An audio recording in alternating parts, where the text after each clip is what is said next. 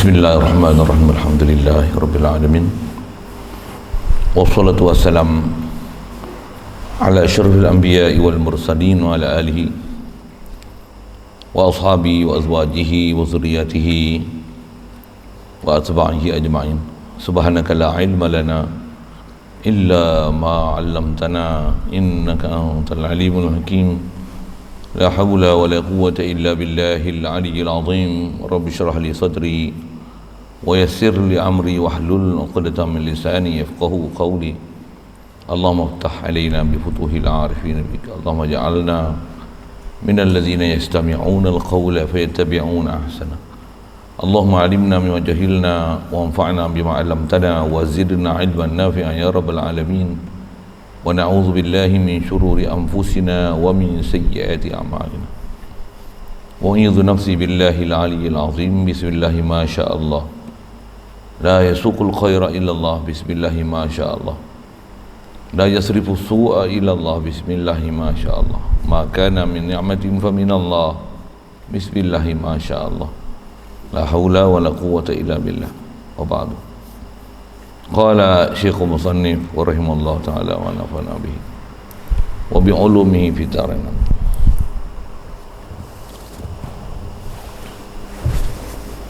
Kita di muka surat 93.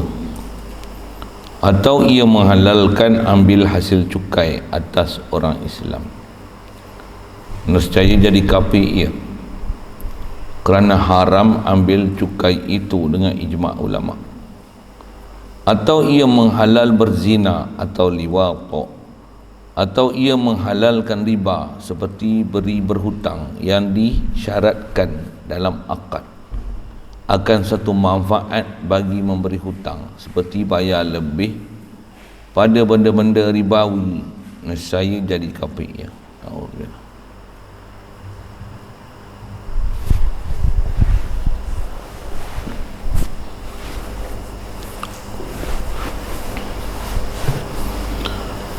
Syukur kita Allah Subhanahu Wa Taala limpah kurnia dia juga, pemberian dan belah ihsan dia. Dialah menjadikan kita dan mengekalkan keberadaan kita hingga saat ini. Alhamdulillah. Syukur kita dapat Islam. Dialah yang telah lahirkan kita daripada mak ayah kita yang Islam. Dengan itu kita dapat Islam. Alhamdulillah. Melayakkan kita pula untuk menjadi umat Nabi Muhammad sallallahu alaihi wasallam. Alhamdulillah. Dimudahkan kita untuk taat, dijauhkan kita pada maksiat. Alhamdulillah. Syukur dihalubakan kita dan dibukakan pintu hati kita, hati sanubari kita untuk nak belajar, nak memahami perjalanan agama ni. Apatah lagi bab yang kita duk bicara ni, macam mana nak jaga supaya benar-benar kita faham agama, matlamat kita nak hidup dengan beragama, dan beragama tu maksud dia macam mana. Yang ni yang kita nak belajar ni. Alhamdulillah Allah Ta'ala berikan kesempatan kepada kita, kelapangan masa dan suasana yang ada sekeliling kita macam ni. Dia jadi hikmah sebab kita boleh baca macam ni. Alhamdulillah, pujian untuk dia. Wajib atas kita sedarkan nikmat ni datang daripada dia. Walaupun tengok satu rupa macam bencana, tapi ada rahmat di sebaliknya. Alhamdulillah. Dan dapat kita malam ni bersemuka semula, diberi kesihatan, kelapangan masa. Mudah-mudahan dapat kita kepahaman seterusnya, ambil manfaat daripada risalah Faridah dikarang oleh Tuan Guru Haji Cik ni, insya-Allah. Antara perkara boleh jadi murtad lagi kita nak sambung ni. Dengan itu nanti kita akan faham dan kita akan jauhkan daripada perkara-perkara ni. Ialah menghalalkan ambil hasil cukai atas orang Islam. Bab ni kalau zaman ni kita bicara kelahi lah. Istilahnya melawan arus lah, dengan arus pemerintah. Rata-rata pemerintah semua mengenakan cukai. Hatta kita ni kalau ikut Islam, kita kalau ikut kaedah agama kita, mana ada cukai-cukai. Cukai ni maksudnya satu bayaran yang dikenakan khasnya atas, dia kata kena ni, yang salah ni kena atas orang Islam. Apa hak untuk dikenakan satu bayaran, sedangkan bayaran tu bukan sewa, bukan di atas kita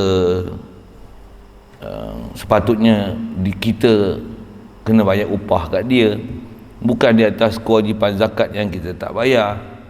Tak ada apa-apa pun, bahkan semata-mata dikenakan bayaran yang memang tak disyariatkan pada kita untuk diambil bayaran tersebut. Cukai lah namanya. Istilahnya ambil harta orang Islam dengan cara batil, dengan cara tak syar'i. Secara Quran, wala ta'kulu amwalakum bainakum bil batil, jangan kamu makan harta sebagian kamu dengan sebagian yang lain dengan cara batil. Antara batil tu atas kita bicara ni apa dia? Ambil cukai daripada orang Islam. Kaedah ambil cukai ni macam mana gangster-gangster zaman cowboy dulu nak beri perlindungan pada penduduk satu bandar, satu kampung, minta bayaran. Itulah cukai. Sama, nak jalan raya kau nak lalu, cukai. Nak ada rumah, cukai.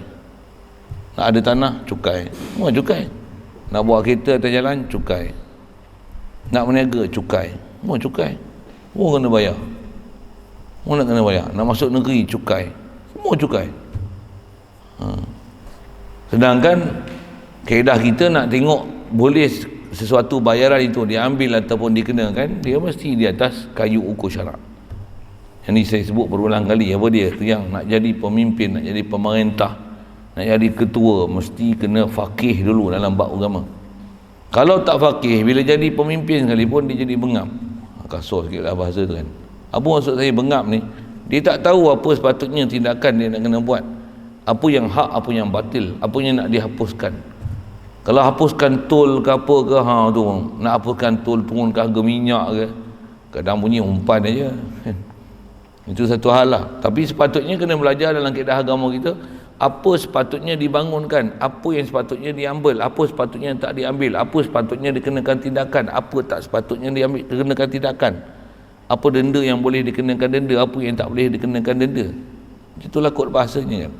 Apa yang silibus yang nak diajar, apa yang boleh ajar, apa tak boleh ajar, apa keutamaan nak diajar, apa sepatutnya yang sepatutnya diberi keutamaan, apa yang wajib lulus, apa yang boleh, apa yang tak boleh, ni mesti mengikut atas perspektif syariah. Mesti ikut kayu ukur Islam. Kalau tak faham Islam macam mana? Kalau kita orang Islam sekalipun tapi tak pernah faham Islam, tapi kita nak tabik Islam mengikut selera kita, masalah. Kadang-kadang nampak selera kita, acuan kita bunyi gitu, tapi rupanya acuan nafsu. Acuan kita tu sebenarnya, kita punya acuan tu, kita tu ialah bukan kita, tapi kita tu ialah apa Allah Ta'ala kendaki kat kita untuk kita buat. Pasal kaedah kita dalam bab menjunjung agama ni tak ada istilahnya kita buat ataupun kita teruskan kehidupan ni atas kehendak kita, atas suka hati kita, atas selera kita, atas apa kepuasan hati kita. Bukan macam tu. Kaedah kita atas nama hamba Allah Ta'ala ni semua buat ni atas kehendak Allah. Istilahnya masyiatillah, di atas iradatillah, di atas hukumatillah, di atas qada'illah, di atas apa masyru'iyatillah. Semuanya mesti datang daripada Allah Ta'ala, apa tunjuk ajar dan panduan dia. Jadi antaranya ni kaedah kita tak ada hak untuk nak ambil sesuatu bayaran pasal guna jalan. Tambah yang minta ni siapa? Pemerintah. Kata nama cukai ni pemerintah lah. Kalau satu masa dulu saya sebut koboi-koboi dulu, yang minta cukai-cukai ni siapa? Penjamun. Kasar sikit lah kan, saya nak sebut tu nak bagi faham apa dia cukai tu.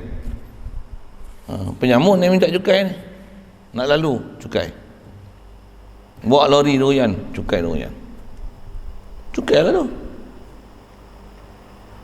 Yang buat kerja macam ni penyamun. Kalau ikut pemerintah Islam tak ada, tengok benda tak menyalahi syarak, jalan. Bawa beras, jalan. Pula cukai pula beras, bawa minyak, jalan. Boleh ke dikenakan satu bayaran sedangkan atas sebut cukai jalan kan? Jalan kalau kerajaan buat pun bukan duit dia. Kalau kerajaan pun dia bertukar-tukar, dia bukan milik individu. Kalau buat pun dia dibangunkan dengan hasil perbendaharaan negara. khasiatan negara Islam lah kalau kita sebut ni. Kita bicara ni mesti atas perspektif syarak lah. Nak sebut atas negara Malaysia ke punya pasal lah tu, tapi kita bicara ni hukum syarak, mesti faham hukum syarak lah. Kau tak nak terima punya pasal lah, kau tak setuju kau punya pasal lah. Dan kau pun belajar pun cara barat, cara orang Kapur, cara Lord Red, cara British. Kau tak belajar ikut cara syariat, memang kau tak setujunya bab-bab macam ni. Kita belajar dengan kaedah agama, kita tak setuju dengan kau. Dia tak pernah belajar dengan kaedah syariat, dia tak setuju dengan kita. Nak iktibar siapa? Balik pada hukum Allah Ta'ala lah, balik pada hukum syarak lah. Faham saya sebut apa? Sebut pasal nak lari sikit lah. Sebab ni sebut memang kontroversi Tambah zaman kita Malaysia ni semua cukai. Cuba sebut senarai. Tadi saya sebut dah sebagian senarai tak? Cukai pintu, cukai jalan, cukai air, cukai tanah. Apa lagi? Nak berniaga pun cukai sampai negeri daerah pun nama cukai. Tak faham? Cukai apa ni?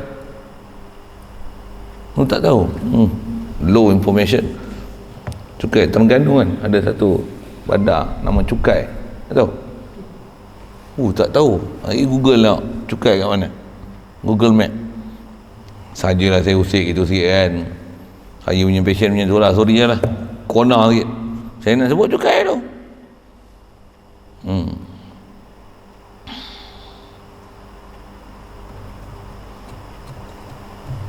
Baik, jadi menghalalkan ambil cukai.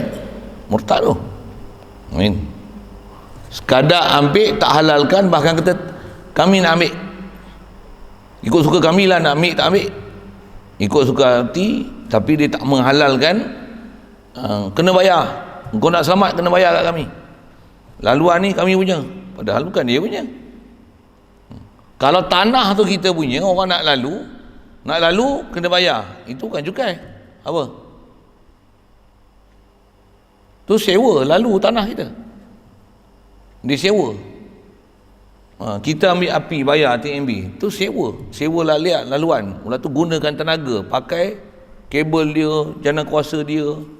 Itu istilahnya bayar sewaan. Air, pipe dia dah masuk dalam tangki dia tapis gini-gini, kita bayar. Itu istilahnya kita bayar. Ada istilahnya kita beli. Tu yang deposit tu istilahnya tu, kalau nak tangguh dari situ kan. Yang tu bayaran sewaan yang kita kena pasal nak masuk paip rumah kita banyak perkakar-bakar, dikenakan satu bayaran satu. Nak masuk yang ni pasal apa? Ni tapis macam ni. Bil air tu suku, itu air yang kau pakai, itu kau kena bayar. Istilah beli air kami. Berapa meter padu harga macam ni. Yang tu pun kita bicara kalau atas milik individu. Kalau atas kata memang pemerintah punya, pemerintah dia kita punya. Pasal pemerintah dia bangunkan negara daripada hasil rakyat, daripada duit masalah, daripada duit perbendaharaan negara. Bila duit perbendaharaan negara, dia duit kita, duit orang ramai. Jadi kita, dia pakai duit kita, dia cuma takbir aja. Apa hak dia untuk dia nak ambil bayaran di atas semua ambil duit orang ramai? Faham saya cakap apa? Yang tu saja saya urai sikit lah kan. Nisbah boleh ambil tak boleh ambil apa bayaran tak bayaran tu kan? Satu salah kalau pemerintah ni, asal ni negara ni pemerintah Islam punya, lepas tu dia buat apa tenaga misalnya, atau buat air, lepas tu buat jalan raya, lepas tu dia jual jalan raya ni dekat satu-satu pertubuhan ke orang tertentu ke syarikat tertentu. Mana boleh jual? Bukan milik kau, bukan kau punya. Itu istilah penswastaan tu, boleh ikut dia benda batil dalam kaedah kita. Mana boleh menswastakan TMB? Ada? Menswastakan sistem penerbangan Malaysia, KTM. Saya panjang ni kalau saya cerita tu satu-satu.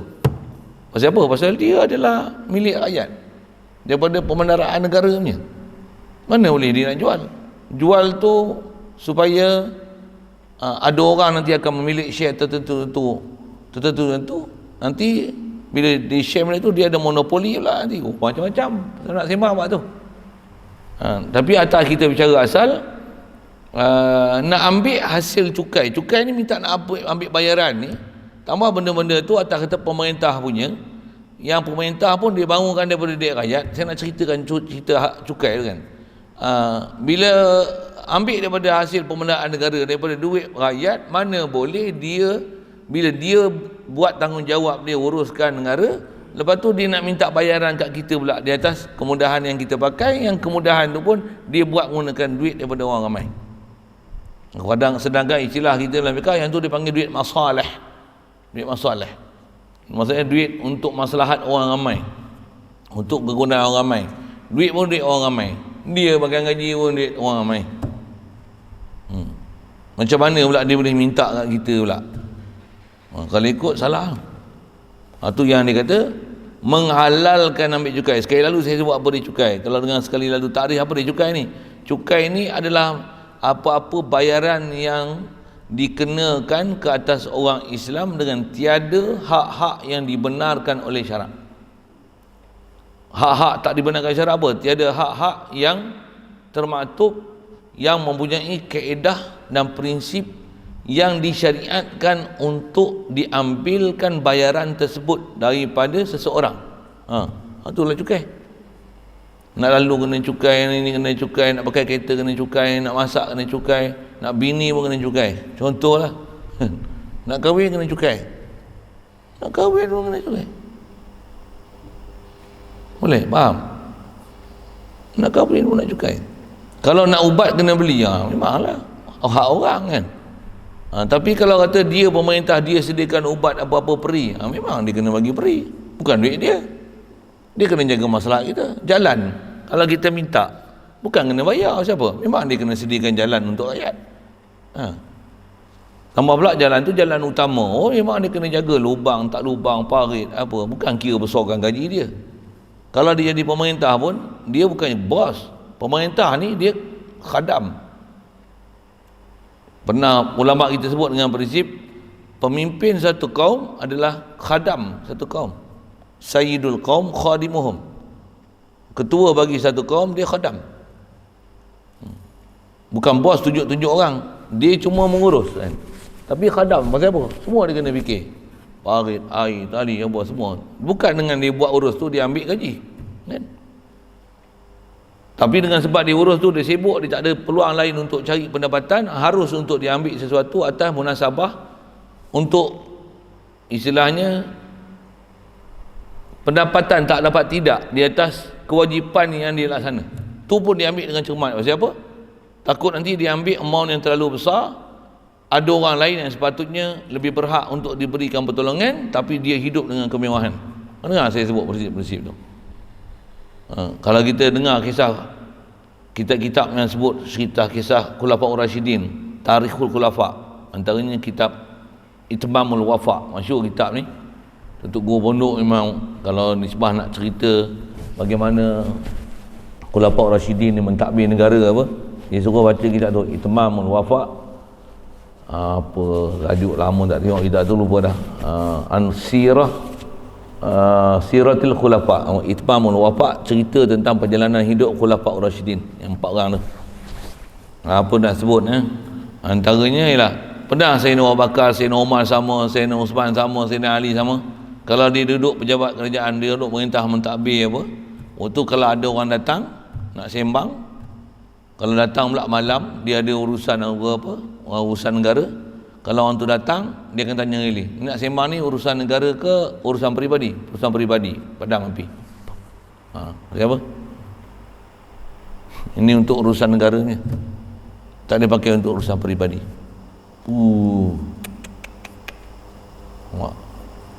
Kalau kita tengok macam tu kantoi. Ni satu rosak orang Islam kita, pasal berlomba-lomba untuk dapat pangkat jadi penguasa, pasal nak akan harta benda. Masalah tu. Kaedah kita bukan. Kaedah kita nak mendirikan agama.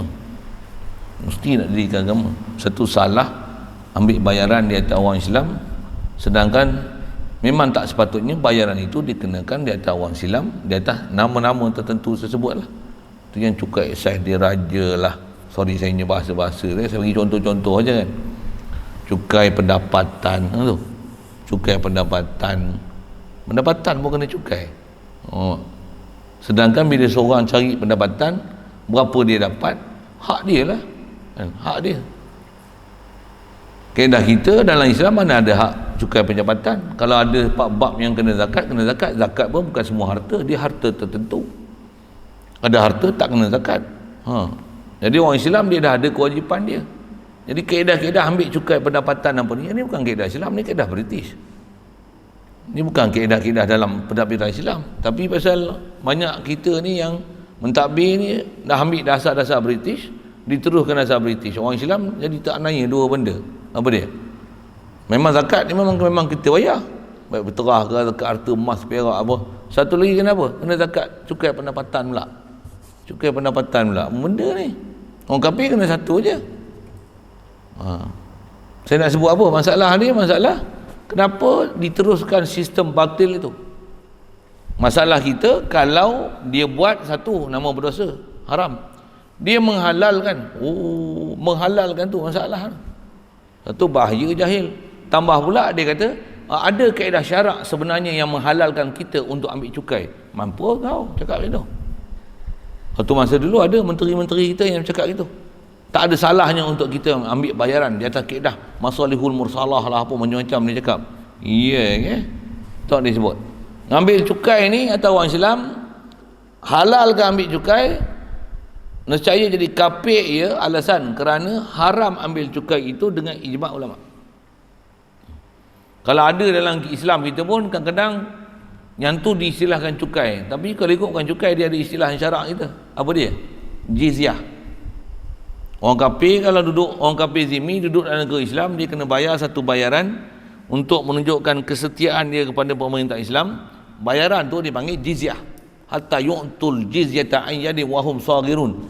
Jizyah ni istilahnya dia satu bayaran yang dibayar oleh setiap orang kafir yang datang masuk negara Islam, yang berbai'ah untuk duduk dalam negeri kita dengan term and condition yang tertentu. Dia kena patuh macam ni, pakaian lah, apalah, menghormati agama Islam, macam-macam benda tu dah sebut panjang tu.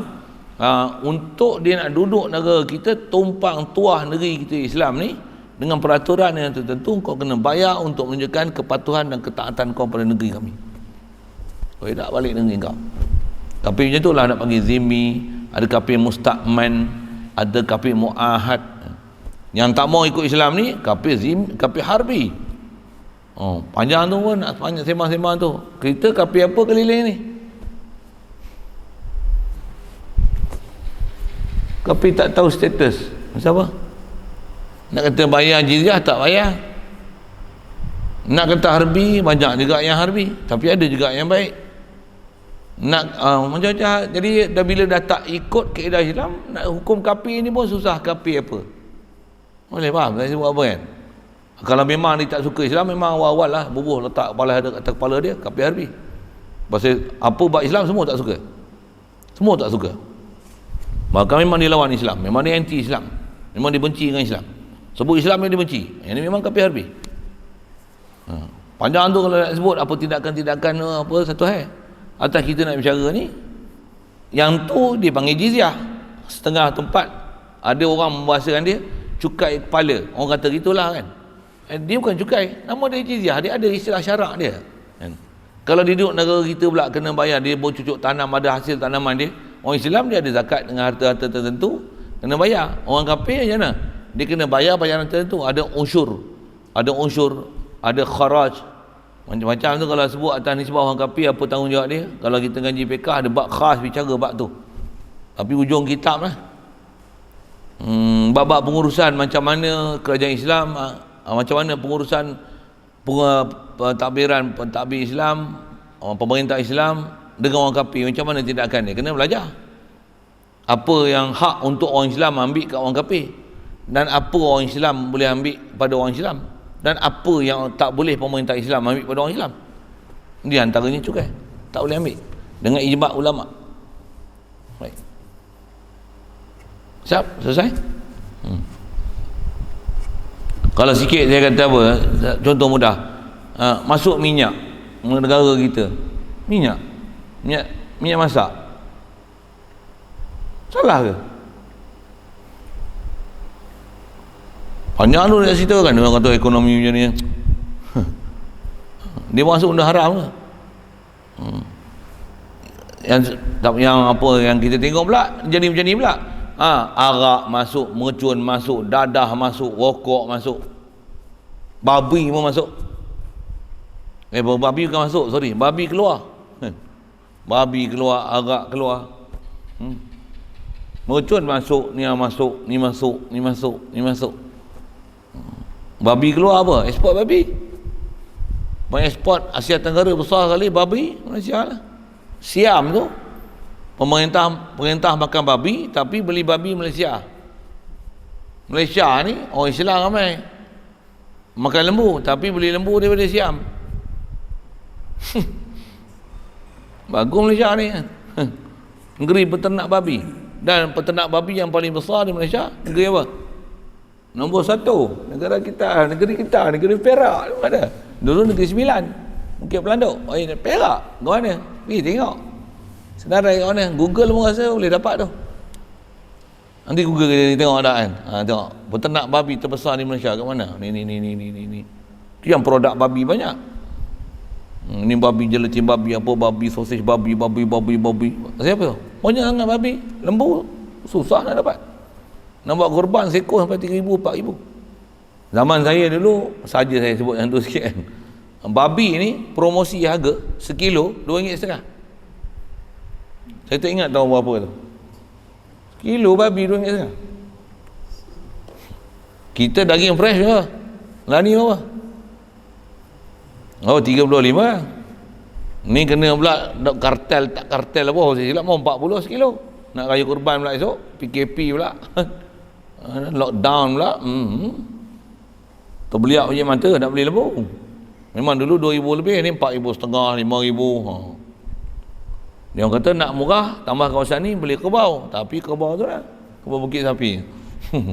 Orang tak faham, tanya lain. Apa benda pula kerbau bukit sapi ni? Tanya lain. Baik. Satu kalau tak pernah dengar bab-bab cukai apa tu yang ngaji lama sikit lah. Hari ni kalau baru dengar memang terkejut beruk lah. Memang melatah lah kan.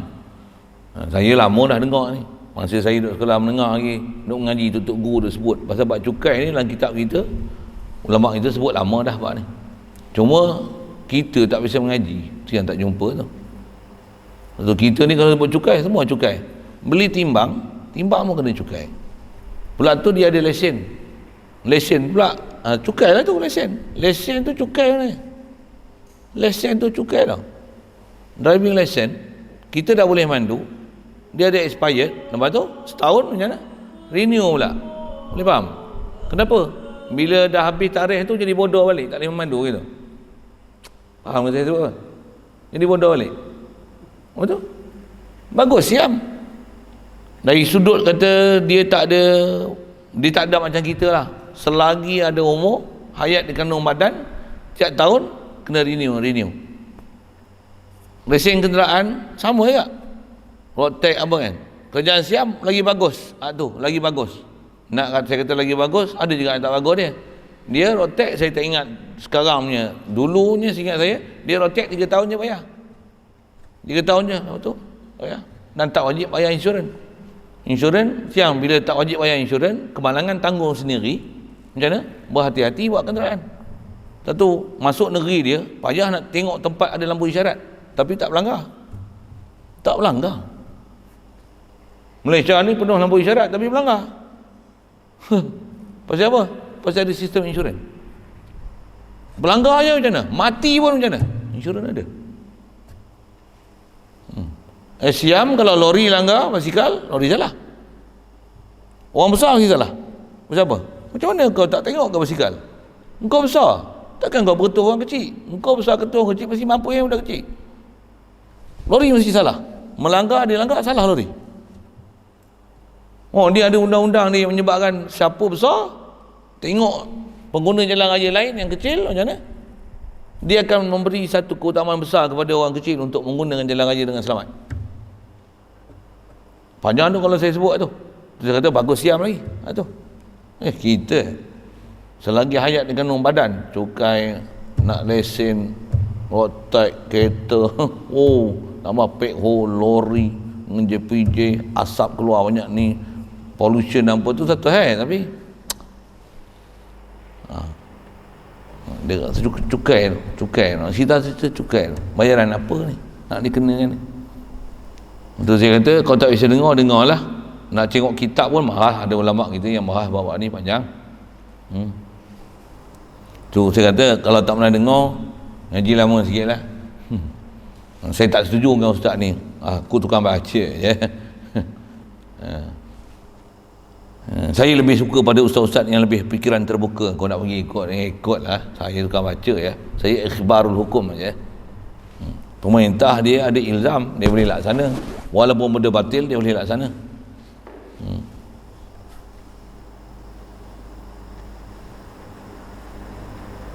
Atau lagi, jadi asal nak sebut antara benda-benda yang tak dibenarkan dalam syariat adalah cukai. Mengenakan cukai atas orang Islam adalah salah. Cukup. Mengenakan cas di atas pendapatan orang Islam adalah salah. Dia macam sistem kapitalis, sistem komunis pula kan. Mengawal-ngawal hak rakyat macam-macam sebut tu. Macam mana pun Islam ada kaedah kita dalam Islam. Tengoklah kaedah Islam macam mana. Ni bab ilmu Islam, pentadbiran, pengurusan tak nak belajar. Jangan ada pengurusan pentadbiran, bab wuduk tak kerti, tak yamum pun tak pandai. Nak mandi wajib pun ada benda tak kerti nak cerita. Itu bab-bab ibadat yang sangat asas. Bab akidah tak faham di sunnah wal jemaah, Allah pun tak kenal, Rasulullah pun tak ada perasaan cinta. Habis nak cerita bab negara konon, sikitlah saya punya bahasa kasar tu. Ada orang dia makan cabai, berasap-asap telinga, power yang kena malam ni. Contoh ni pasal lah. Dengan power kau kena tu, kau tobat, kau mengaji lain. Kau jumpalah tok guru yang sepatutnya kau kena mengaji untuk kau faham perjalanan tu.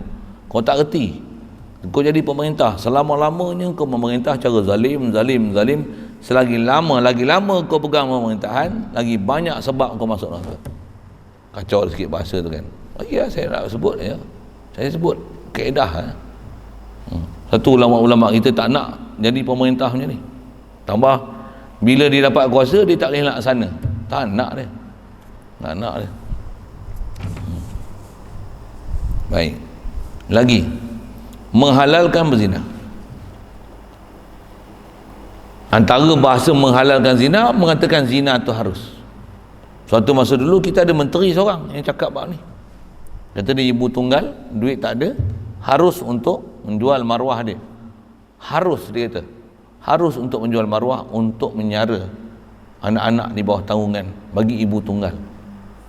Bila orang petikai dia, saya kata, saya bukan kata halal, saya kata harus. Oleh bodoh, mengap. Doktor tu, menteri dulu, doktor, pensyarah Universiti Islam Antarabangsa. Nama hebat, lama dah tak dengar nama dia kan? Kalau cerita Isra Mi'raj keluar nama dia. Tapi bukan dia, nama dia tak faham surah.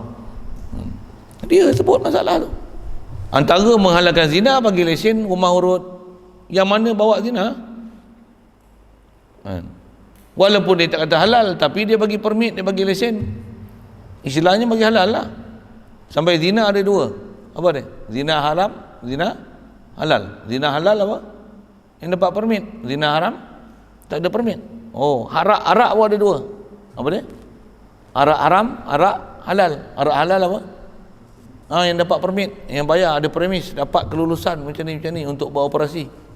Sampai lockdown pun dia boleh operasi lagi. Kalau hulu tak ada kes lah. Orang kata tak ada kes lah. Semua yang dah positif pun dah keluar dah daripada pusat-pusat maps apa ni. Baru kena lockdown pun dah awal pula.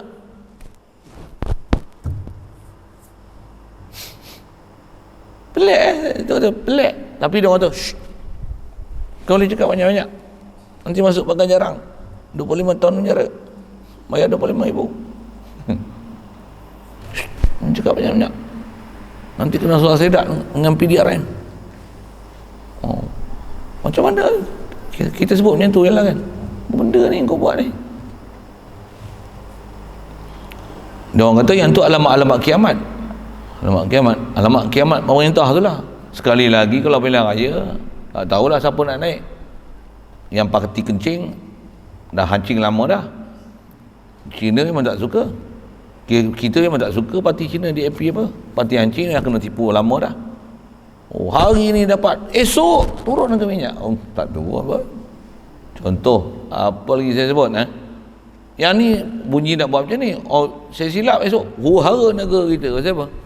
Tak ada dah satu Tuhan parti yang boleh dipercayai. Semua bohong. Semua bengong. Macam itulah bahasa saya. Yang dapat macam ni pula, tak apa-apanya hukum hakam dia pakai. Padahal Melayu, Islam. Tapi tengok gaya pemerintah mentak cara macam Islam dah pun. Oh, kasar sikit rasanya bahasa tu kan. Ya. Tak ada lah tempat kita darah nak tempat bergantung mana. Memang tempat bergantung kita Allah mesti hilangkan. Tapi nisbah harapan kita, nisbah masyarakat, orang keliling, pentadbiran, pengurusan, siapa dia orang yang kita harapkan untuk jadi pemimpin? Siapa? Yang tu yang kita ternanti-nanti tu. Takkan nak tunggu Imam Mahdi pun nak boleh jalan lurus. Siapa dia? Kita mengharapkan orang ni, yang ni tak boleh harap, yang ni tak boleh harap. Ada kluster mahkamah lah, apa kluster macam ni. Ni tak boleh harap, ni tak boleh harap, tak boleh harap. Semua rosak.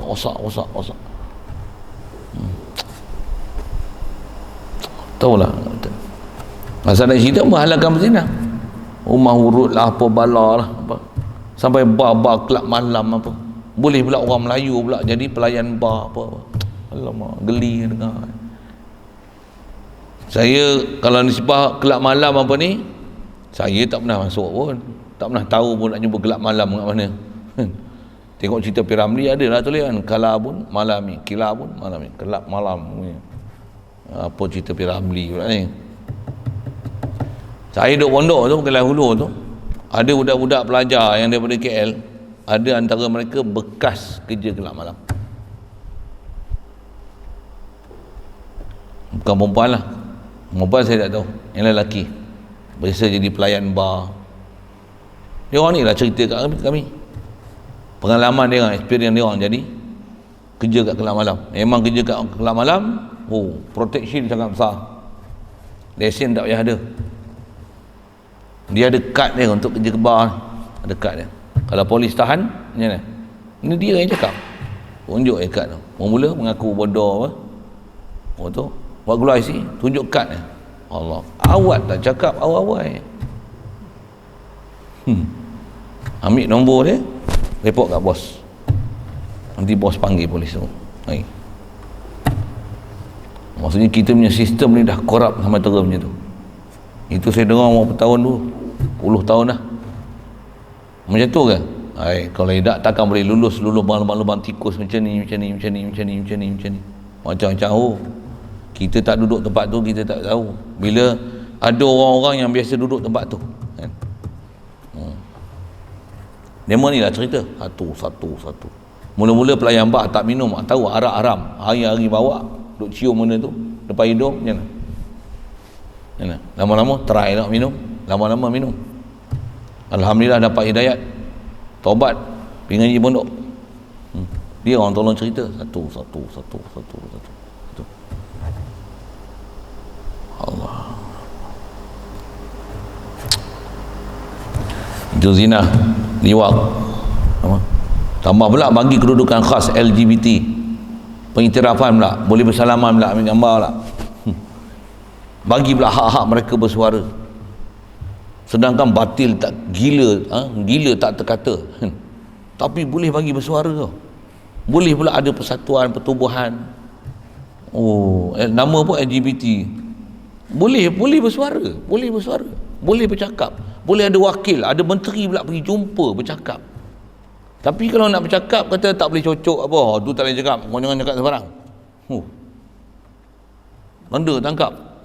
Jangan harus ada kata ubat-ubat yang boleh cakap COVID. Pasal apa? Memang COVID tak ada ubat. Ubat dia vaksin dia. Kau cakap lebih-lebih tangkap.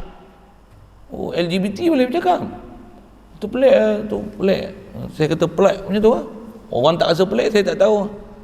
Memang pelik gila.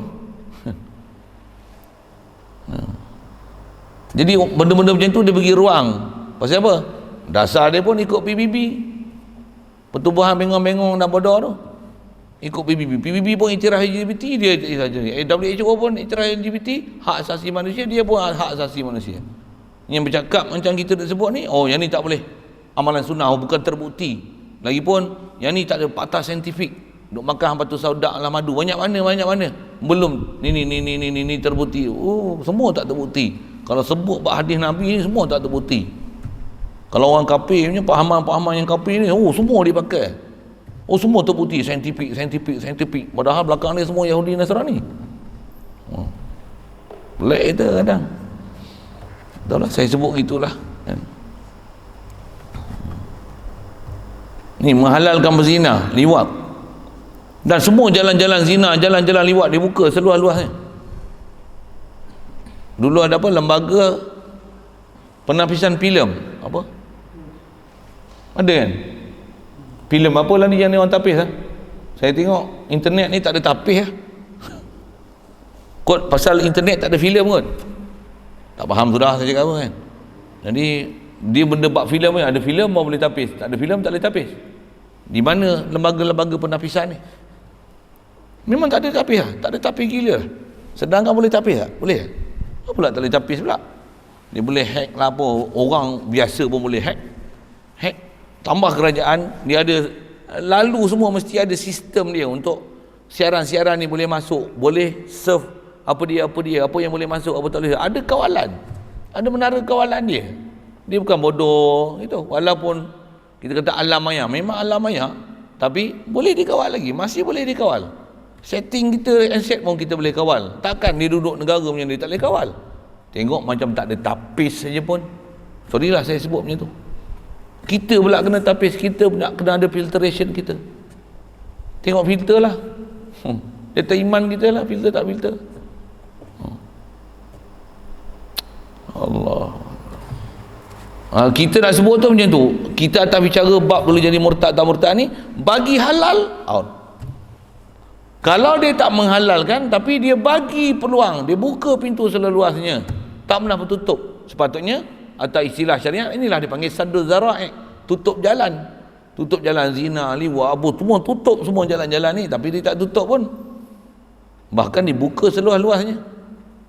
Tambah zaman kita ada satu Perdana Menteri Tok Wan dulu tu, dia kata apa, arak pun tak boleh haramkan arak. Siapa? Arak ni kita nak uji orang Islam, yang mana yang sabar tak sabar, siapa beriman tak beriman. Kalau orang Islam beriman, duduk dalam negara Malaysia, dia walaupun arak depan mata dia takkan minum. Oh, macam tu kaedah dia mentadbir negara. Itu dapat pendidikan Singapura, bukan pentadbiran sekolah agama tu kan? Tak pernah duduk belajar kat Malaysia, belajar sekolah antarabangsa. Dia cakap macam tu, Tok Wan tu. Arak kita tak boleh haramkan. Pasal apa? Nak uji orang Islam, siapa ada iman tak ada iman. Oh, macam tu. Atau tok guru kita sebut, kalau itu rumah tak usah kunci, jangan ada pengawal peribadi. Pasal apa? Kalau orang beriman, orang tak bunuh kau, orang tak usik kau. Kalau ada orang jahat, sabarlah di atas apa dia nak ganggu kau. Rumah tak usah kunci, tak usah ada pengawal peribadi, tak usah ada bodyguard, tak usah ada polisi. Pasal apa? Bagi semua orang kena uji iman. Dah arak tak boleh tutup, tak boleh dia haramkan pasal nak uji iman. Semua bagi semua kena uji belaka. Faham saya sebut apa? Itu cara pemikiran dia orang. Sampai sekarang pun masih macam tu prinsip dia. Cuma pemimpin dia tukar, tapi kepala otak dia sama. Banyak benda kena perhati dan buat ulang kaji sikit tu. Lagi benda sedangkan zina, liwat ni ayat ni benda haram yang maklum fid din bidururah kan. Allah. Atau ia menghalalkan riba, antaranya menghalalkan riba. Kalau bagi bank komersial beroperasi, kalau takat dia bagi operasi berusaha besar satu. Tapi kalau mengatakan halal, boleh bermuamalah begini, boleh kafir terus. Nampak? Satu, orang ahli maksiat peluang untuk jadi kafir adalah sangat besar, terutama apabila dia menghalalkan benda haram yang dibuat. Jaga elok tu. Pencuri dia curi berdosa, tapi kata dia, dah rezeki aku, alhamdulillah ni rezeki aku ini. Walaupun alhamdulillah rezeki aku hari ni, dia faham rezeki tu, dia faham tu halal, murtad lah tu. Perbuatan buat dosa satu hal, menghalalkan apa benda dia buat dan dia iktiraf yang tu rezeki dan dia kata halal. Kalau tak halal takkan Allah Ta'ala bagi aku boleh buat. Tu murtad tu. Na'udzubillah. Sama lah ni. Dia buat benda batil, dia tengok menang pilihan raya, kata dia, Allah Ta'ala merestui pentadbiran kita. Satu, kita menang pilihan raya. Jadi buat kilang arak apa pun, yang menunjukkan Allah Ta'ala merestui apa yang telah kita buat. Pasal apa? Pasal kita menang. Bahaya semua tempat-tempat tu. Tak tahulah. Perhati keliling kita bab-bab ni. Saya mengaji dulu, tutup gua duk sebut tu, kita tengok keliling. Jadi bengong ni maksudnya bahaya.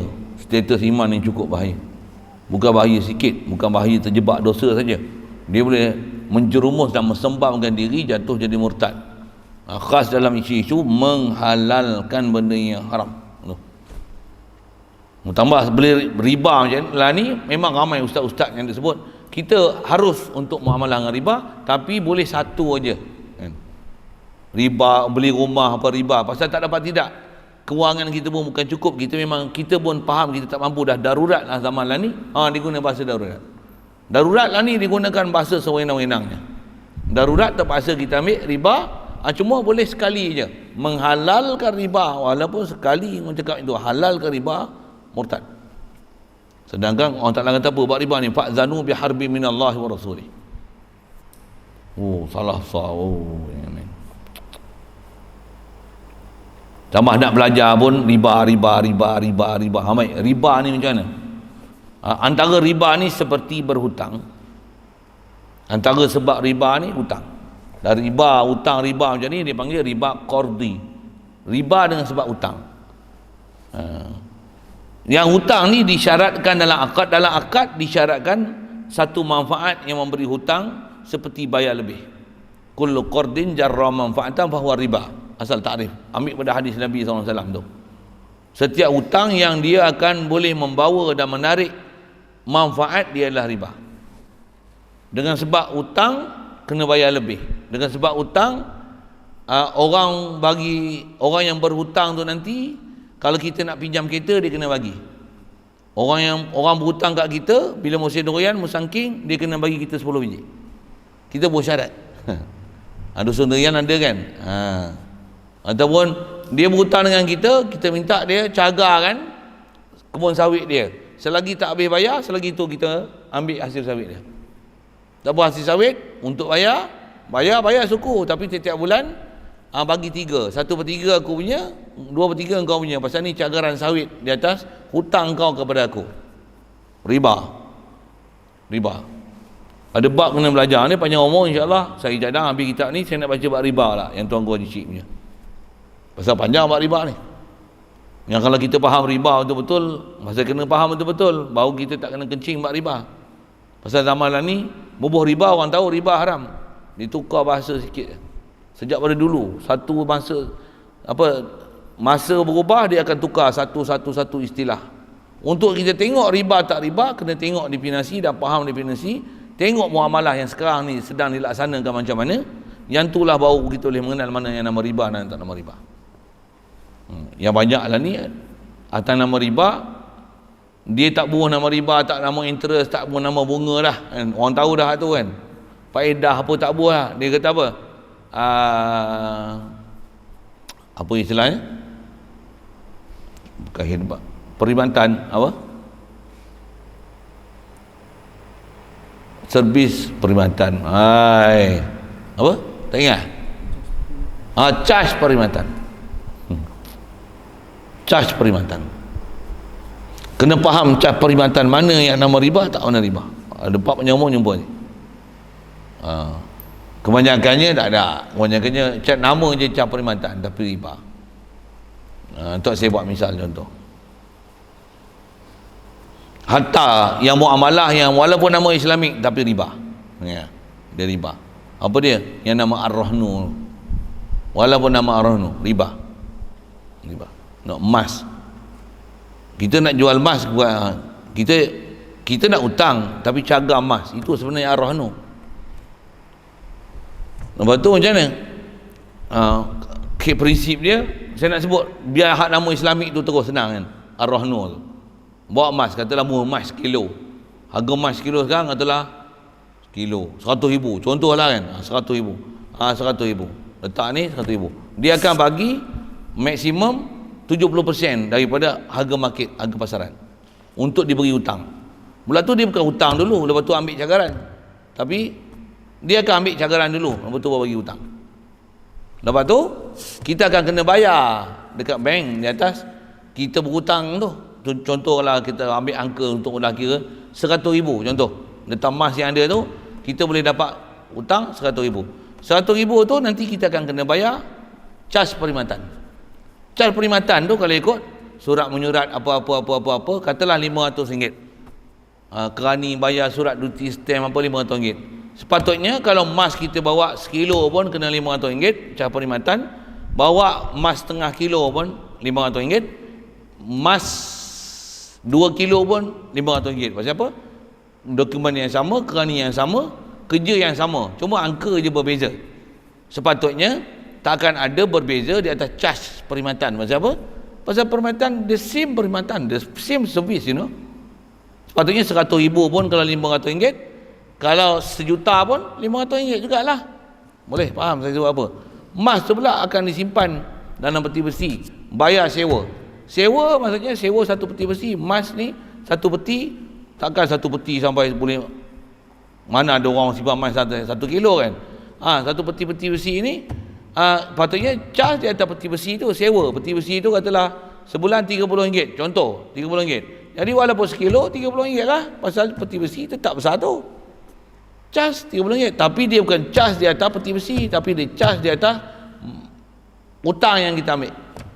Kalau 100,000 dia cas contoh 2%, 5%, 8% daripada hutang, bukan dia cas peti besi yang kita simpan barang tu. Boleh faham saya sebut? Yang tu yang kena mengaji khas bab riba. Sekali lalu kalau boleh faham hujah tuan. Tapi bab tu kena faham elok-elok, pasal kita nak berkelahi dengan arus perdana tu.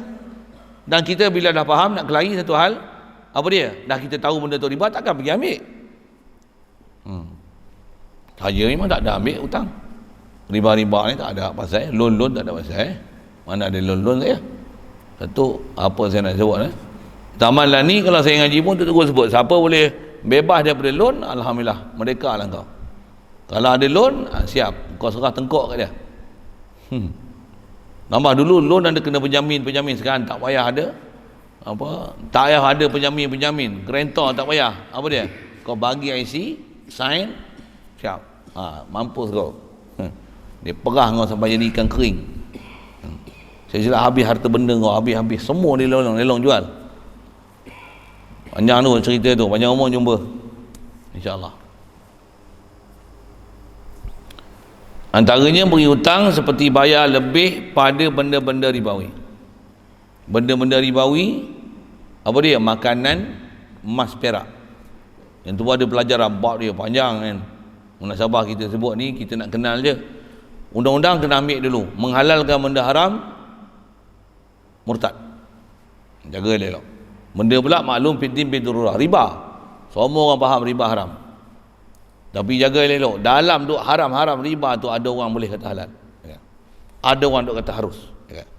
Zina, dalam duk zina atau haram tu ada orang kata harus boleh jual maruah. Gila apa? Menghalalkan riba, nescaya jadi kafir. Menghalalkan zina, jadi kafir. Menghalalkan liwat, jadi kafir. Nauzubillah. Menghalalkan cukai, jadi kafir. Itu asal isu kita. Sekali lalu agak ada benda muskil apa, ngaji lama sikit lah. Kadang-kadang ada soalan-soalan macam-macam, mana kita dah nak jawab semua. Ngaji lah lagi. Dah tahu salah, kena ngaji ya. Kena ngaji. Cuma saya nasihatkan apa? Ngaji kau mesti ambil daripada guru yang betul. Itu je lah. Macam mana kau duit tak ada, kau ambil saluran yang betul supaya tak timbul masalah nanti.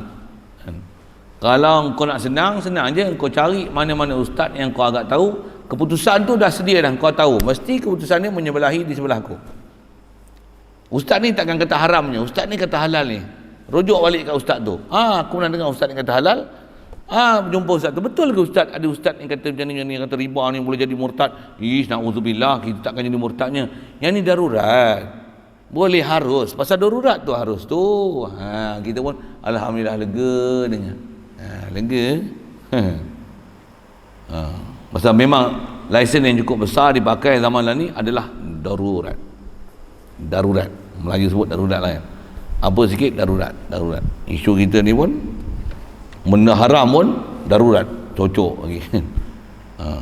Kalau halal sekalipun panjang saya cerita lagi tu. Cukup saya sebut gitu. Kalau ikut saya nak panjangnya tu. Cukup 9 syukur lah.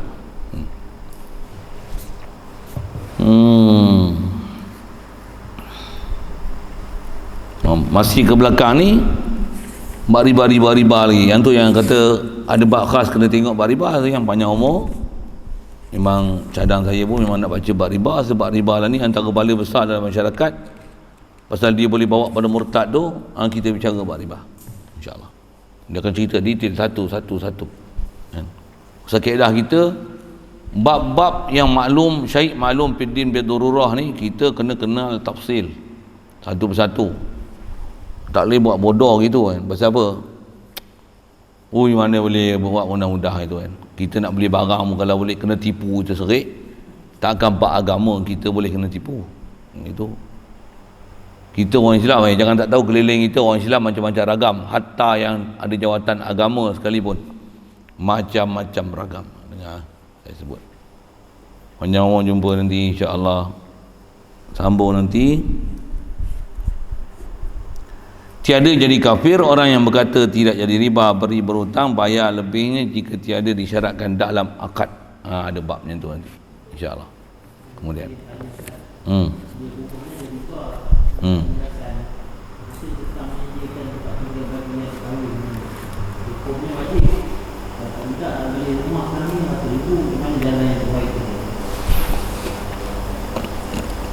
kahwin nak ada rumah yang tu kan. Rumah harga mahal, duit tak ada yang tu. Itu dah beli belum? Dah beli dah, terlibat lah maksudnya. Sewa je lah. Dia kata sewa rugi, apa pula sewa rugi? Sewa tak suka rumah ni boleh pindah tanah lain. Dah duduk Kuala Lumpur tak ada mengaji, boleh tukar main Lenggong contoh kan. Tapi kalau dah beli nak cari orang bayar bukan senang. Bayar bukan senang nak cari. Tu untung sewa. Sewa kita bayar sewa je, tak gaduh. Tanda tersebat, bagi tahu tuan rumah. Pintu lekang, bagi tahu tuan rumah. Mentol terbakar, bagi tahu orang rumah. Tuan rumah, tuan rumah. Sorry, orang rumah pula. Tuan rumah. Pasal apa? Pasal panjang tu buat sewa tu kan. Sewa lah. Kalau dia kata sewa kalau bayar bulan macam ni, aku tak tahu bayar sewa tu kena sewa. Panjang nak sebut saya atas. Kaedah kata Allahumma kaedah mudah untuk keluar daripada masalah tu sewa. Memang sewa. Sewa. Dah tak mampu nak beli, gaduh nak beli buat apa? Tu yang berbelanja lebih daripada kemampuan tu. Itulah, sorry kasar bahasa saya sebut tu. Tapi memang kaedah menyelesai sewa. Bahkan bab sewa ni ulama kita dah sebut lama dah. Saya ingat tak cik ni? Tak.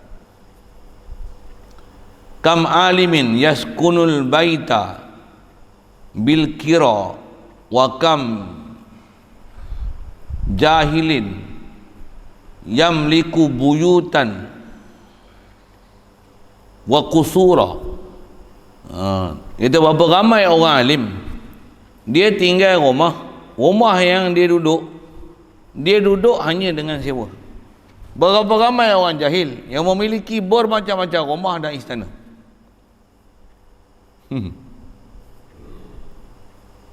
Pasal apa dia boleh milik rumah macam mana? Tu pun milik atas nama dia beli, tapi riba. Orang alim dia tak nak riba, dia tak ada milik apa-apa, rumah pun sewa, mati habis. Sewa rumah online pula. Cari rumah kecil sikit.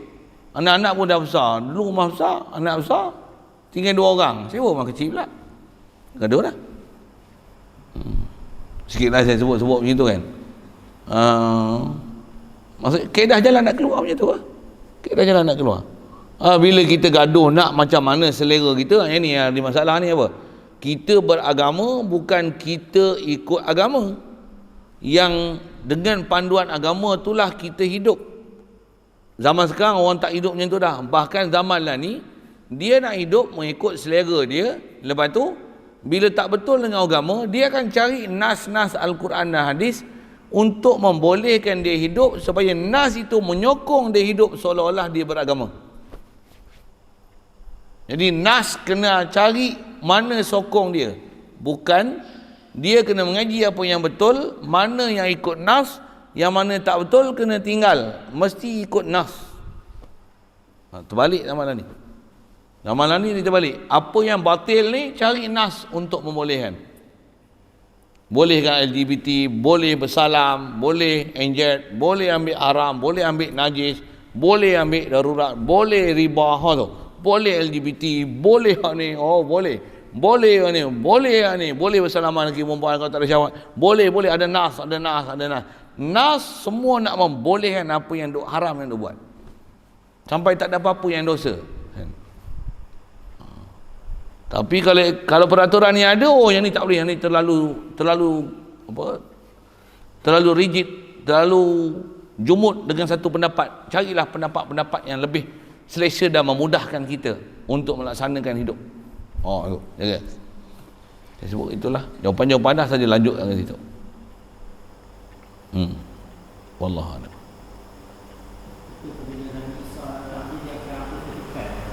Ya, antara kerja Nabi Isa, dia bunuh babi, dia bunuh Yahudi dan Nasrani, dan dia akan hapuskan cukai. Kerajaan sekarang kalau boleh hapuskan cukai, Masya Allah, ni memang pengikut setia Nabi Isa. Kita macam mana? Kita memang ikut Nabi Muhammad SAW. Apa dia? Memang tak akan ambil cukai. Yang tak dapat tidak, kita kena bayar cukai. Bayar, terpaksa bayar. Reda tidak sama sekali. Mana boleh reda dengan maksiat, pasal dia ambil cukai pun maksiat. Mutanya bayar, terpaksa bayar. Kalau tidak, kita tak boleh jalan raya. Padahal sepatutnya dia tak boleh ambil. Memang dia tak boleh ambil, tapi dia ambil juga. Kita takkan reda apa yang dia ambil. Lepas tu terpaksa bayar. Terpaksa bayar. Kita terpaksa bayar. Kenapa dia ambil? Dia ambil, dia salah. Kita terpaksa bayar. Macam nak pergi sembahyang misalnya, dia minta cukai, terpaksa bayar. Itu yang kalau kita belajar bab-bab syariat, ada bab pergi haji misalnya, nak pergi haji kena bayar cukai. Tak wajib pergi haji. Pasal apa? Istilahnya tak selamat perjalanan, pasal kena cukai. Harta benda kita dirampas. Walaupun tak rampas semua, tapi ada harta benda yang dia akan ambil dengan jalan cukai. Hilang kewajipan fardu untuk pergi haji. Sekali lalu gitu. Betul? Tak Nabi Isa tu? Wallahu a'lam. Lagi. Bismillahirrahmanirrahim. Allahumma nawwir qulubana bi nur hidayatika kama nawwartal arda bi nur syamsika wa abada. Bi rahmatika ya arhamar rahimin warzuqna fahman nabiyyin wa hifzal mursalin wa ilhamal malaikatil muqarrabin wa sallim tasliman ala jami'il anbiya'i wal mursalin walhamdulillah.